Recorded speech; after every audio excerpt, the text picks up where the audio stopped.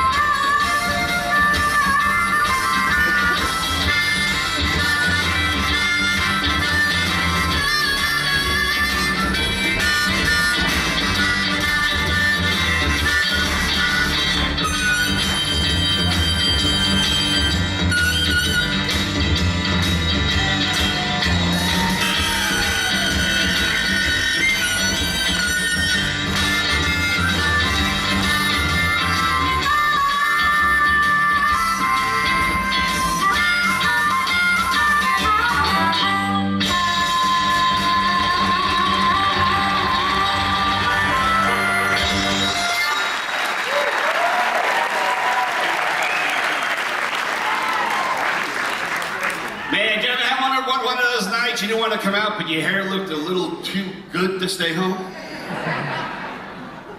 Drove 120 miles from New York to be here. 120 miles on the Garden State Parkway. What a great place to hide a body, huh? I'm from New York originally, flew in from California and back into New York to visit the family. I'm from a large Irish Catholic family. Not my own, but still a very nice one. Of course, when people hear Irish, they right away they assume the drinking thing. Well, Jack, when you were drinking, did you drink a lot? I said, well, I gotta tell you the truth. In college, I was drinking quite a bit, and I was a little concerned. So my friend said, well, maybe you should go to AA. And I said, I really see enough of the family on the holidays anyway. Because Irish people have a great attitude towards life, but an even better attitude towards death. You ever been to an Irish wake, you know what I'm talking about. Irish attitude towards death is, look, he was born, he lived, and he died. Now it's Miller time. I've had wakes in my family, $5 cover, 3-drink minimum. You die on Wednesdays, ladies drink free. Ladies, come on down. My Uncle Leo was the problem drinker in the family. Sir, every family has one problem drinker. This guy, when he drank, he lost all sense. Uncle Leo spent 5 years building a log cabin, then realized he used Duraflame logs. Cabin burnt down last month in exactly 3 hours. One of the prettiest fires you ever want to see, I'll tell you that. But I'll tell you, I was a little nervous getting on the flight from California because people, you know what's going on in the world now, aren't you? It's like it's getting upside down all of a sudden. People are going, boy, you gotta go to the airport, keep your eyes out, And I'm not trying to be paranoid or anything, but, if I see some guy sitting there praying on, and he's a Muslim, I'm not gonna go nuts. But if I see 2 guys high-fiving when they make it through the metal detector, God damn it, someone's gonna find out! And I'll tell you, I know what I'm talking about, because I was married to a woman from the Middle East. I really was. I was married to a woman from Iran. I was married once, yes. Well, so the reason I did it, I slept with the enemy so you didn't have to. You know what I mean? And married once, that was it. I was a little bit nervous when I got married because, you're always worried about not making it and you don't want to be a divorce casualty. You hear people married 8, 9, 5, 6, 7, 8 times, See, I think you're married more than 3 times. They should change the vows. Instead of I do, you should have to say, you'll do. Here comes a subpoena. She was from that part of the country. I was nervous, especially when we had fights, because you know how they settle things over there. We'd have a bad fight, She'd say, I came here to get even with you. Next morning, I'm out there starting the car going.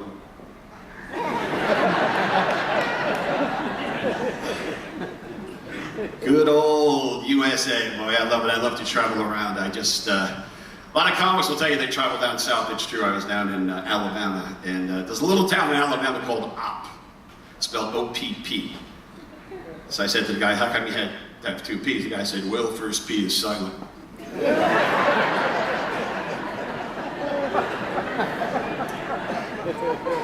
I mean, I'm an op. I couldn't believe what passed for entertainment. I walked over to the mall. There was a guy in there autographing books. He read.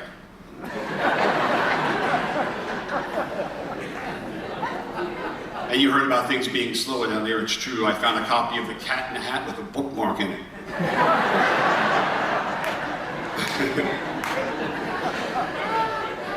And this guy comes up to me. I guess he wanted to impress his girlfriend in the end, like that he knew everything about culture. He says, hey, you're from New York, right? And I said, yeah. He says, hey, ain't that what they say, park the car? I said, no, in New York, we say, leave it the fuck there. They won't tow it. And Philadelphia, too.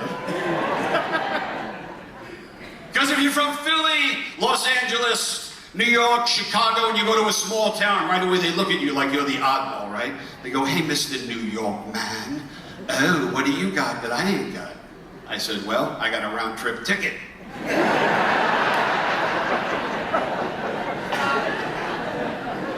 I get to leave. We're coming in on the flight. It was great because the guy next to me was dying for a cigarette. You know, and I said, let me ask you something. You fly back and forth coast to coast and you don't smoke. It must be crazy. Why don't you chew gum? He goes, oh man, that don't work. I said, you know, I laughed when they came out with that analogy, you know, and they say, when you can't smoke, what do they say? Chew gum, right? You go, how the hell do you get that analogy? Where the hell do you get the balls to make that analogy up? That's like saying, you know, I'd really like to have sex right now, but since I can't have sex, just give me a high five. That'll take care of it. Because you look at the way we're growing as a society now. The baby boomers are going to be the senior citizens very soon. About midnight tonight, it's going to happen. It's going to be.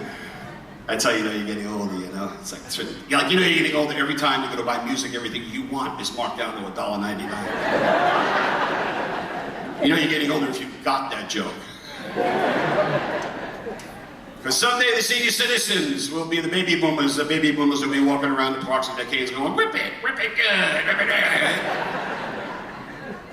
And I'll tell you why. You know why people are afraid to get old? Because of the way we treat the elderly and old things in America. Isn't it interesting how every old thing has a different status? Let me show you what I mean. Old cars are classics. Old buildings are landmarks. Old people, farts. What a terrible disrespect for a human being. I think at a certain age, we should be referred to as vintage classic people. Wouldn't that be a lot better? Instead of old fart.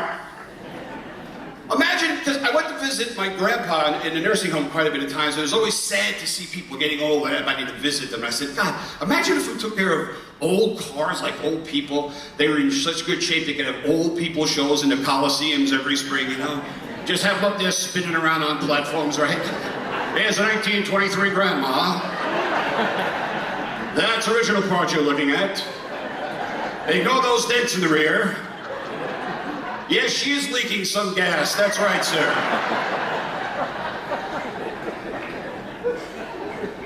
But we're afraid. They said in the television today, by 2016, we will probably have a woman president. How do you feel about that? Yeah. And it's mostly women. See, as a guy, I'm not afraid that I would like to have a woman president. And let me tell you why. Number one, if we had a woman president, women are much more diplomatic and they're very good at handling relationships. Number two, they're just better listeners. Number three, if we had a woman president, we could pay her less.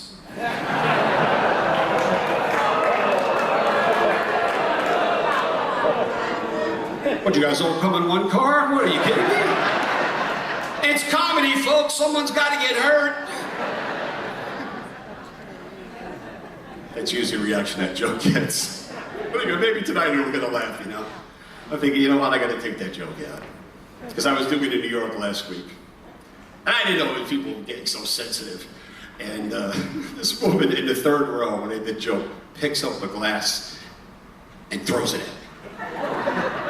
But nothing happened, you know why? She threw like a girl, that's why! It's comedy, folks. Someone's gonna get hurt.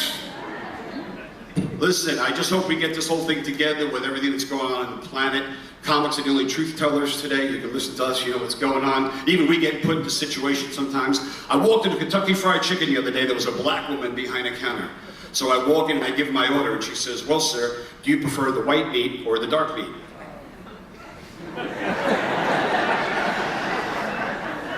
I said, "I don't care. It's all beautiful. It makes no difference to me." Thanks a lot.